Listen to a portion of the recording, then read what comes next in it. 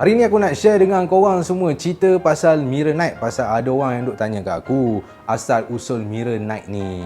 Mirror Knight ni dia muncul buat kali pertama dalam movie Ultraman Zero The Movie Super Deciding Fight The Belial Galactic Empire.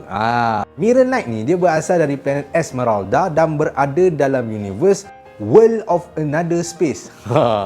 Dalam universe yang berbeza pula, Mirror Knight ni sebenarnya dikenali juga sebagai Mirror Man. Karakter Mirror Man ni telah diciptakan oleh Suburaya dan ada siri dia sendiri tau pada tahun 1971. Mirror Knight ni sebenarnya dia sama je macam Ultraman, tapi dia bukan Ultraman. Itu korang kena tahu. Dia ni adalah seorang pahlawan dari planet Esmeralda dan bertanggungjawab untuk melindungi planet Esmeralda.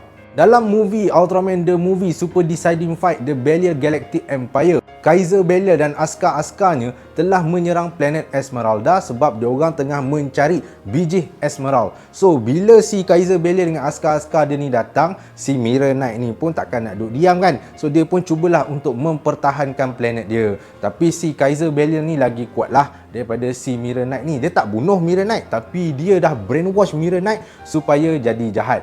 Masa tu juga, Ultraman Zero telah datang ke planet Esmeralda sebab dia nak mencari perisai Baradi.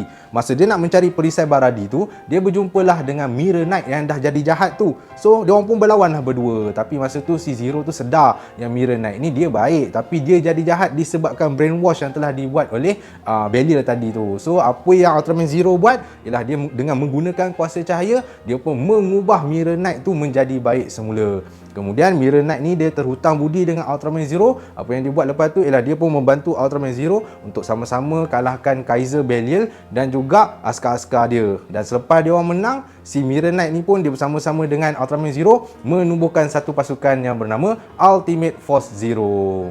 Dan kalau korang nak tahu juga Mirror Knight ni pernah mati sekali tau. Bukan dia saja, ahli-ahli Ultimate Force Zero pun pernah mati sekali, iaitu Jinbot, Jin9 dan juga Glenfire. Dan kematian diorang tu semuanya berpunca daripada Ultraman Zero. Ultraman Zero yang bunuh diorang. Macam mana Ultraman Zero boleh bunuh diorang? Ceritanya pasal si Ultraman Zero ni dah kena rasuk dengan Belial. So, bila Ultraman Zero kena rasuk dengan Belial, maka bertukarlah Ultraman Zero tu menjadi Zero Darkness. Dan pada ketika itulah, Zero Darkness ni telah membunuh Mirror Knight dan juga kawan-kawannya. Mujurlah si Ultraman Zero ni dia kembali sedar diri sendiri. Dia sedar diri sendiri je.